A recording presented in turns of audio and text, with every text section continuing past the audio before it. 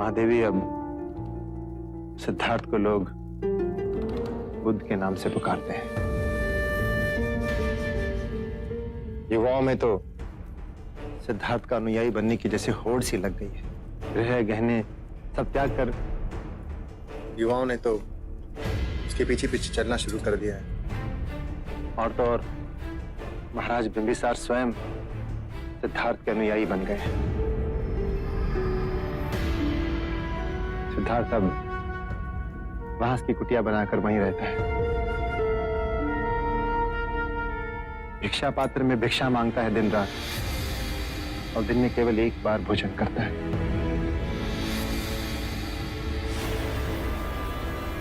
देवदत्त, सिद्धार्थ ने हमारे लिए कोई संदेश भेजा? संदेश? क्या संदेश भेजेगा सिद्धार्थ? भूल गया है हमें महाराज।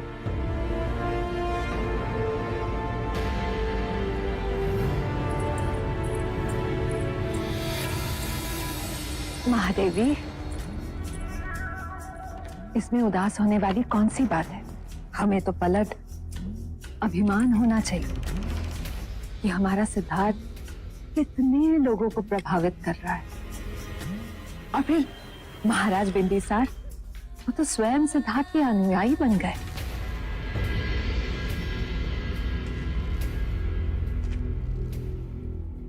सिद्धार्थ कपिलवस्तु का महाराज न बन सका, राज्य किया वो भी महाराज न बनकर।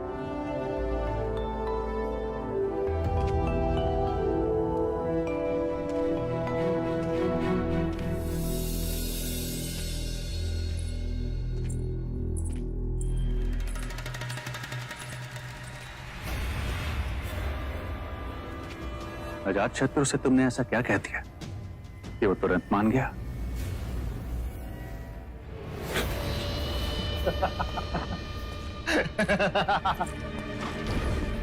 अजातशत्रु मगध का नरेश बनने को व्याकुल है, और मैं शाक्यों का महाराज।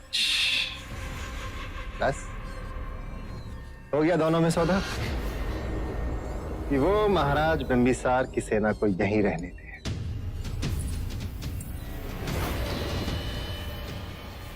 और फिर उचित अवसर पाकर मैं अपनी सेना को वेश बदलकर मगध की सेना के रूप में वहां भी भेज दूंगा। और महाराज बिंबिसार अजातशत्रु मगध का सिंहासन पालेगा, और मुझे शाक्यों का महाराज घोषित कर देगा।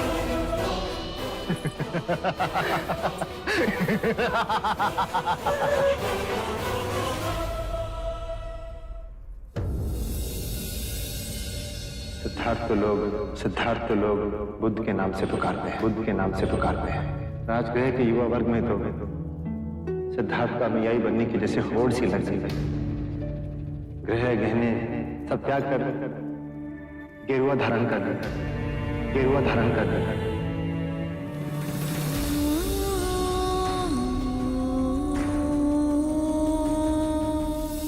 भिक्षा पात्र में भिक्षा मांगता है दिन रात, और दिन में केवल एक बार भोजन करता है। बांस की कुटिया बनाकर वहीं रहता है।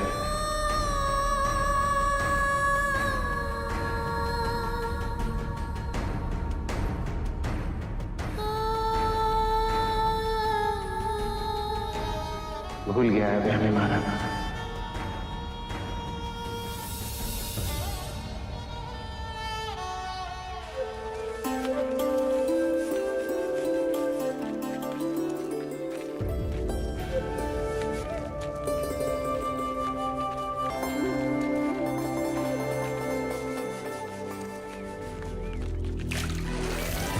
बाहरी दुनिया, जो आदमी लोगों की बसी बसाई गृहस्थियों को उजाड़ रहा है, लोग उसी की जय जयकार कर रहे हैं। मेरे पति को भिक्षु बना दिया। तुम पाखंडी हो। तुम्हारे भिक्षु चमत्कार दिखा के युवाओं को फंसाते हैं और उन्हें भिक्षु बनाते हैं। अरे तुम्हारे जैसे ढोंगी को तो ऐसा दंड मिलना चाहिए। तुम करुणा का पाठ सिखाते हो ना सबको, लेकिन तुमने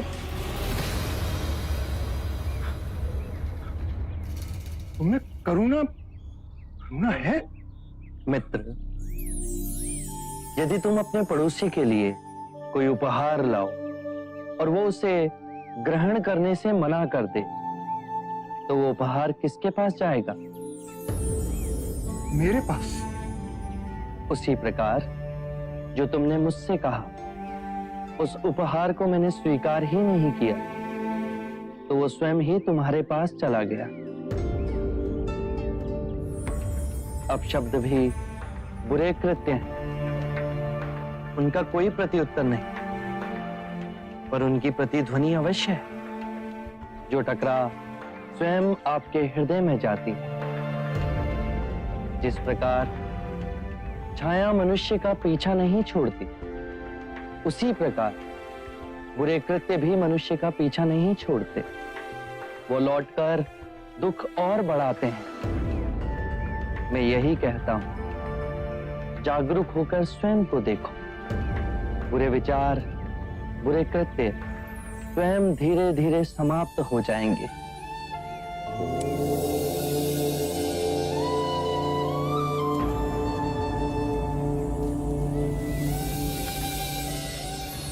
आप महान हैं। आप शब्द का उत्तर, आशीर्वाद, आप सच में महान हैं। मुझ में और तुम में कोई अंतर नहीं। मैं जाग गया हूं, तुम भी जाग जाओगे।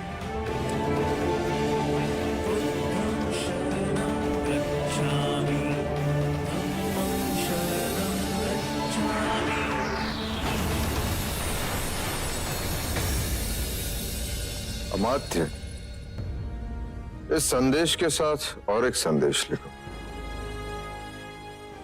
अब शांति काल है, इस मास किसानों से कर नहीं वसूला जाएगा। ये तो बहुत उचित है महाराज।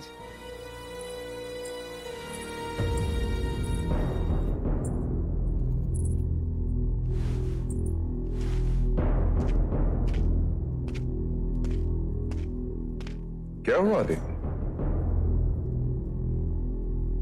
महाराज, यशो को। यशोधरा ठीक तो है? बहुत दिनों से वो यहां भी नहीं आई। क्या हुआ उसे? मैं नहीं कह पाऊंगी, आप स्वयं चलकर देख लीजिए। यशोधरा,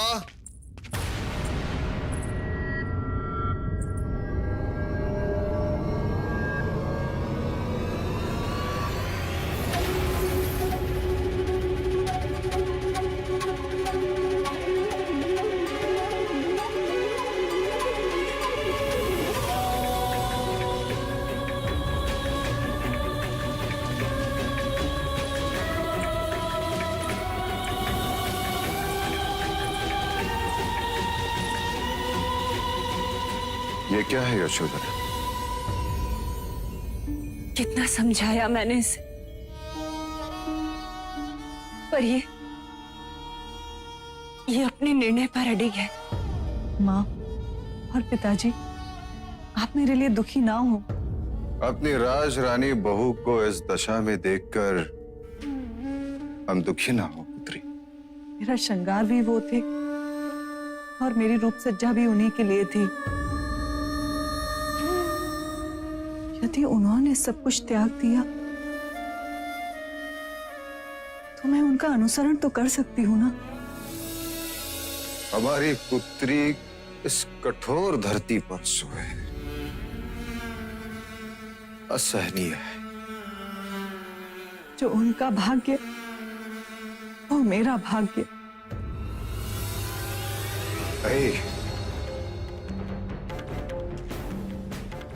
बहुत अन्याय हुए हैं तुम पर। इस अन्याय का अंत यही होगा। अमात्य। जी महाराज। देखा अपनी भावी महादेवी की दशा। विरह रोग ने उसे ऐसे तड़पाया है कि इस फूल सी बच्ची की हालत देखो।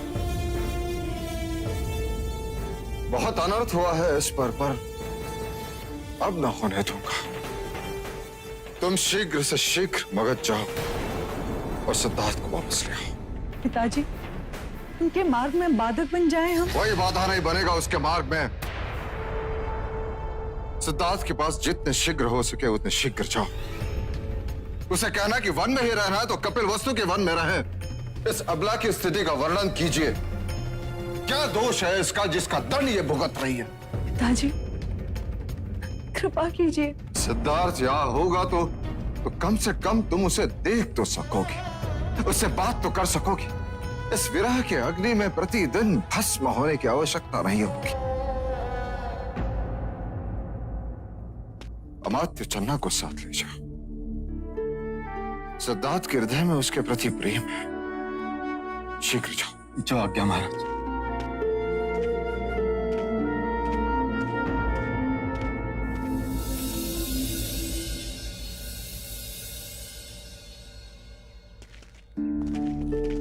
राहुल, चन्ना काका, चन्ना राहुल। काका, राहुल, चन्ना काका, इसको पिताजी को अवश्य दे देना और उनको कहिएगा कि मैं उन्हें देखना चाहता हूँ।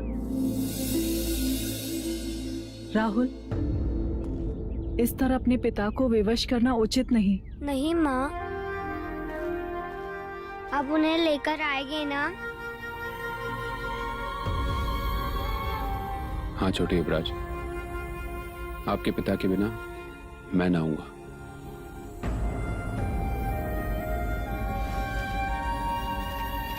देवी, आप युवराज सिद्धार्थ के लिए कुछ भेजना चाहेंगे? कोई संदेश?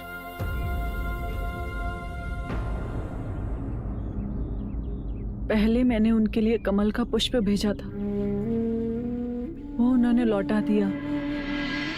मैं तब भी नहीं चाहती थी और अब भी नहीं चाहती कि मेरे कारण उनके मन में कोई द्वंद्व हो। मैं उनके साधना के मार्ग में बाधक नहीं बनना चाहती। यदि वो मेरे लिए कुछ भेजें तो मत लाइएगा। बस उनसे कहिएगा कि यदि वो कोई उपहार देना चाहते हैं तो यथासंभव अपने दर्शन दे दें।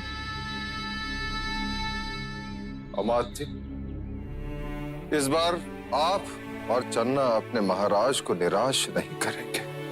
कदापि नहीं महाराज, युवराज सिद्धार्थ आएंगे। इस तपस्विनी देवी यशोधरा का तप अवश्य सफल होगा।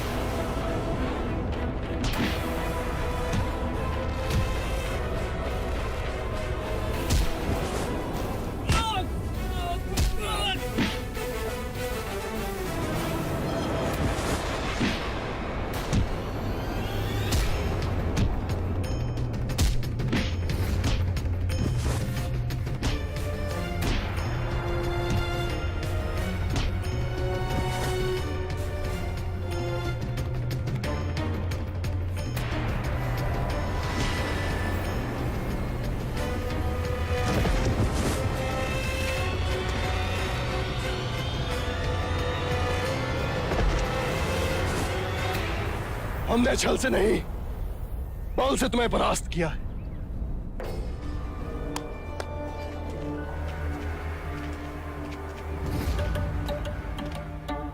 आपको पूर्ण विश्वास है कि मगध के सेना नायक हमारे साथ हैं? हाँ, वो बुद्ध और महाराज से आहत है। यदि आपकी आज्ञा हो तो मैं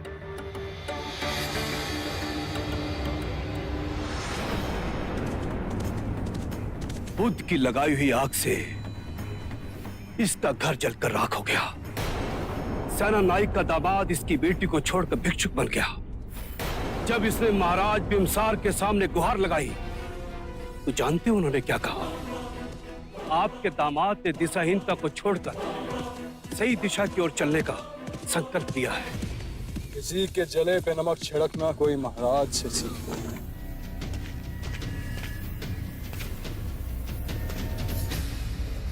भगत को इन दुर्दिनों से बचाने का संकल्प है। संकल्प है युवराज। यदि हमारे विद्रोह को कुचला गया तो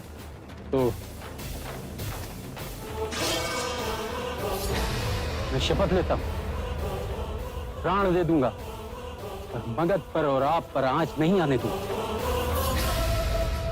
मुझे तुरंत 2 विश्वसनीय और निपुण तलवार चलाने वाले चाहिए। राज केवल 2?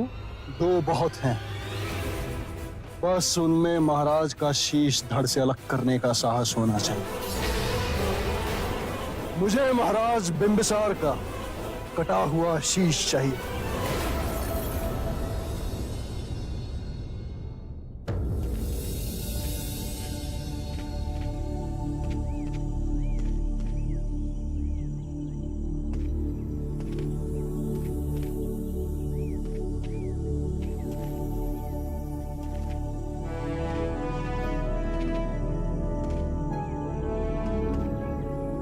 सुनिए, आपके बुद्ध कहाँ मिलेंगे?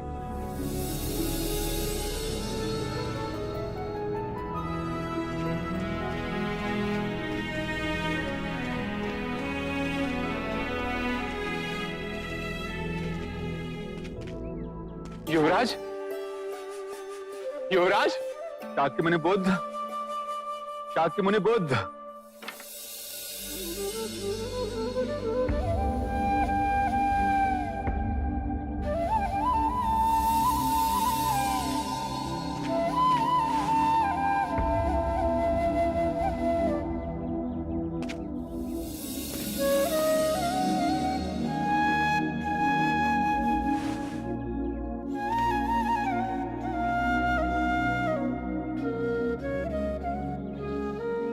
मेरे प्रिय भिक्षुओं, ये मेरे परम मित्र चन्ना है और ये पिता तुल्य अमात्य कपिल वस्तु के मंत्री।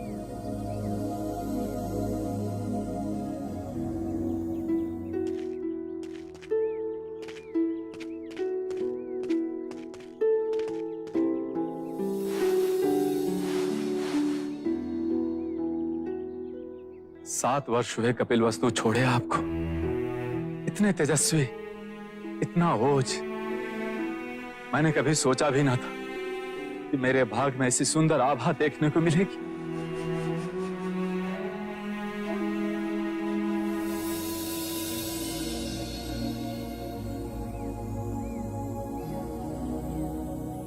माता प्रजापति और पूजनीय पिताश्री कैसे हैं? आपके जाने के पश्चात कभी भी हमने उन दोनों के चेहरे पे खुशी नहीं देखी। अब तो महाराज के स्वास्थ्य भी गिरने लगा है। शाक्यगण की सभा में वो अरुचि से जाते हैं।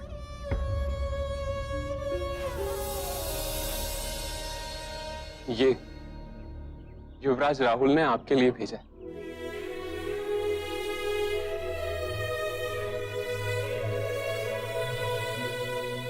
राहुल अब इतने बड़े हो गए हैं कि अपनी माँ से हट करके ये आपको देने के लिए कहा। आप ही की तरह प्रतिभाशाली, हर विद्या में निपुण, हर घड़ी आपको याद करूंगा।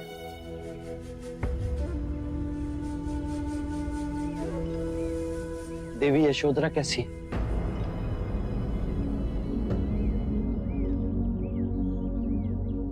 देवी यशोधरा के विषय में हम आपसे कुछ न कहेंगे। आप स्वयं कपिल वस्तु आइए और उनका हाल देखिए। मेरे सारे प्रश्नों के उत्तर मिलते ही लौट आऊंगा तुम्हारे पास, राहुल के पास।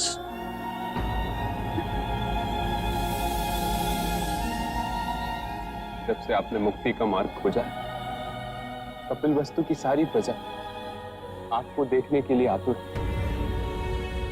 एक जोर से महाराज और महादेवी के प्राण बंधु कब वो अपने पुत्र सिद्धार्थ को देख। देवी यशोधरा महल के द्वार पर होने वाली हर दस्तक पर चौंक जाती है। और झरोखे की ओर भागती, फिर निराशा उन्हें घेर लेती। उनकी पीड़ा का आभास राहुल को ना हो, इसलिए आपके बचपन की कहानियां उसे सुनाती। हम आपको कपिलवस्तु ले जाने आए। आप हमारे साथ आएंगे ना? मैंने प्रण लिया है, आपको लिए बिना ना लौट। मैं कपिलवस्तु अवश्य आऊंगा।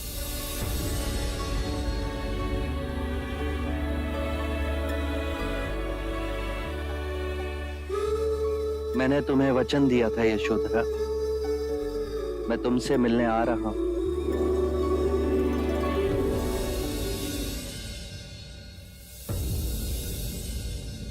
यशो,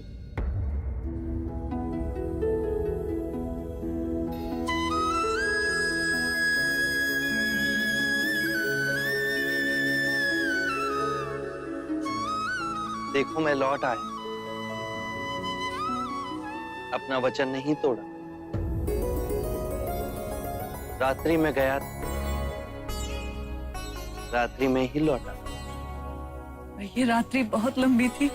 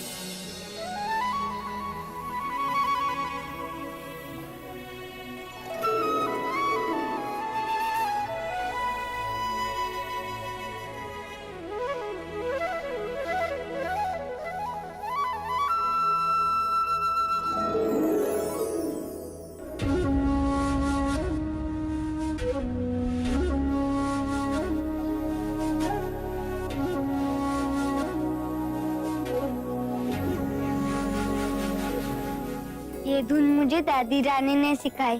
कहती है कि पिताजी की प्रिय धुन है।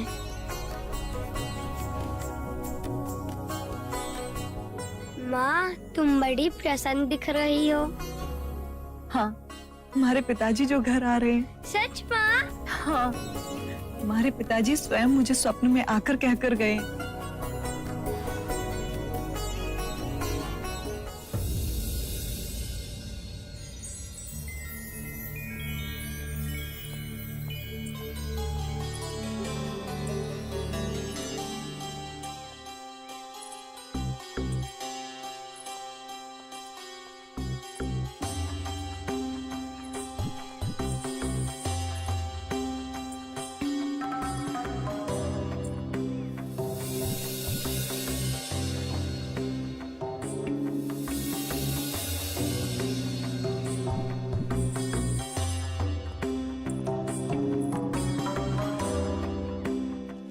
ये मेरा पुत्र जीवक है। जब से तक्षशिला से वापस आया है, आपके दर्शन को व्याकुल है। आपके दर्शन को तो मैं भी आतुर थी। क्या अभ्यास करते हो? इस समय पिताश्री से पंचशील की शिक्षा ले रहा हूँ। क्या मैं बड़ा होकर आपका अनुयायी बन सकता हूँ? अवश्य, क्यों नहीं। पिछले कुछ दिनों से मुझे एक चिंता खाई कि इस ऊपरी जीवन, इस सौंदर्य और उससे मिली प्रतिभा, क्या इसका कोई मूल्य है? अगर एक दिन ये नहीं रहा तो फिर क्या होगा? धूप भी ढलती है आम्रपाली। इस जीवन में स्थिर कुछ भी नहीं, और यही अस्थिरता हमारे मन में गहरे दुखों को जन्म देती है। वस्तु या धन का मोह ना हो, परंतु अपने सौंदर्य का मोह हमारे मन की गहराइयों में जड़ पकड़कर बैठा है, जो अहंकार को जन्म देता है, उसे पालता है, परंतु ये क्षणिक है। जब तुम ध्यान में जाओगी तो पाओगी जो नश्वर है तुम उसे पकड़कर बैठी हो और तुम्हारे दुख धीरे धीरे विलीन होते जाएंगे। ऐसे सुख की अनुभूति होगी जिसे ना कोई काल छीन सकता है, ना ही आयु मिटा सकती है। मैं आपके बताए हुए मार्ग पे चलूंगी। आप मेरे अम्रवन के महल में पधारिए, मैं धन्य हो जाऊंगी। मैं अवश्य आऊंगा।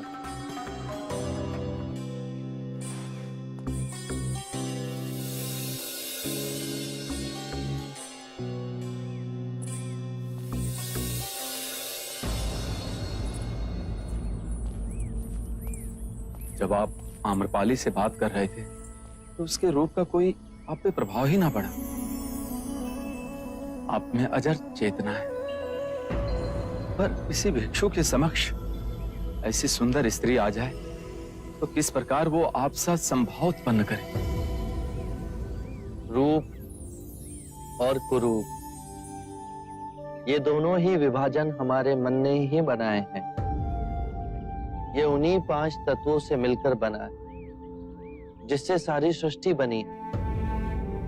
यदि हम एक कलाकार की दृष्टि से देखें तो कोई भी वस्तु अद्भुत और कोई भी वस्तु कुरूप भी दिख सकती है। ये बादल, ये हवा, ये सूर्य की किरणें, पतझड़ में सुनहरे वृक्ष और ये बांस का मनोरम वन सब सुंदर है। संभवतः ऐसी कोई सुंदरता नहीं जो एक मनुष्य की एकाग्रता को क्षीण कर सके जितनी नारी की सुंदरता।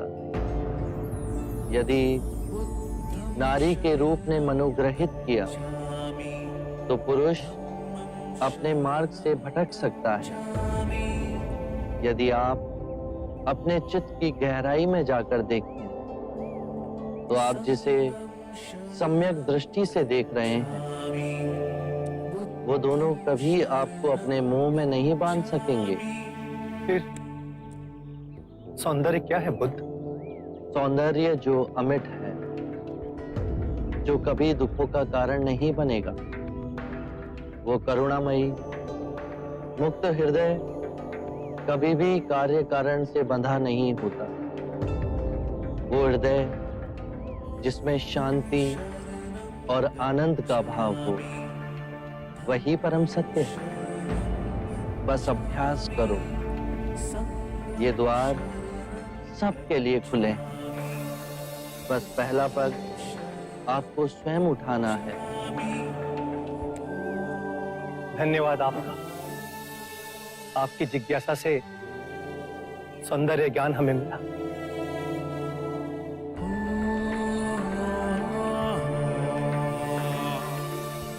मैं भी क्या सोच कर आया था और देखो क्या हो रहा है। मैं बुद्ध को कपिल वस्तु ले जाने आया था, पर अब मैं स्वयं यहीं रहना चाहता हूं, आपके संग में, आपका भिक्षु बनकर। आप मुझे भिक्षु बनाएंगे ना? अवश्य। कपिल वस्तु जाने के बाद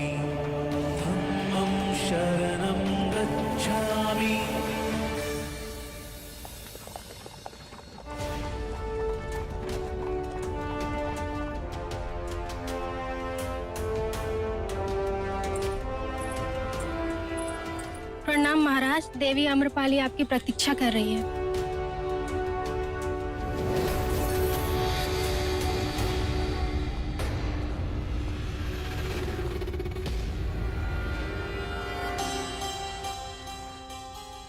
आज मैं बहुत आनंदित हूँ। धन्यवाद हमारे तो आज बुद्ध के दर्शन मिले। जीवक भी पूछ रहा था कि वो बुद्ध का अनुयायी बन सकता है या नहीं।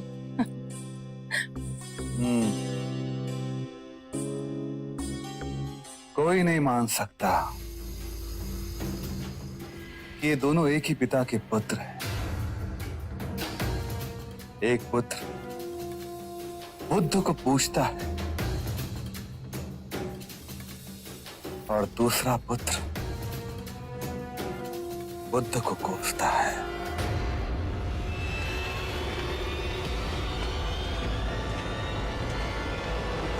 न जाने अजात शत्रु की महत्वाकांक्षाएं उसे किस गहरी खाई में ढकेल देंगी।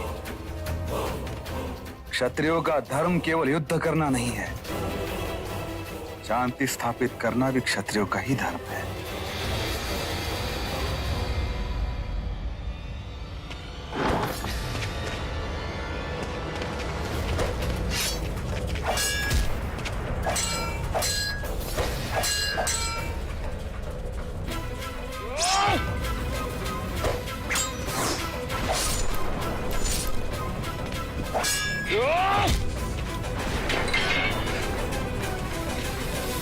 रुक जाओ, इसे दंड हम देंगे। तुमने मगध नरेश बिंबिसार के ऊपर आक्रमण करने का दुस्साहस किया है।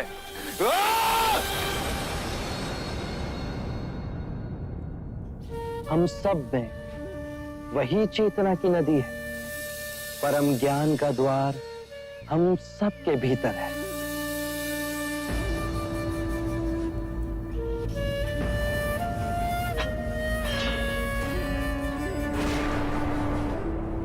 जाओ, मैं तुम्हें जीवन दान देता हूं।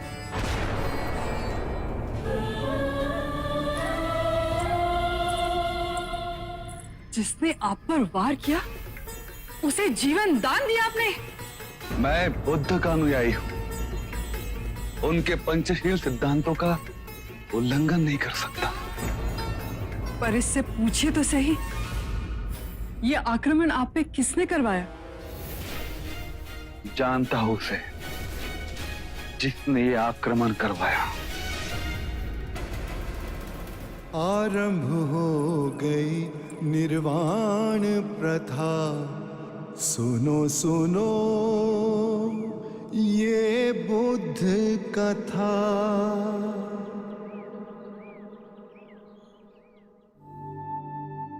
सौंदर्य अनित्य है, इसीलिए भावबोध से मुक्त पुरुष न सुंदरता से सम्मोहित होता है और न ही कुरूपता से विरक्त।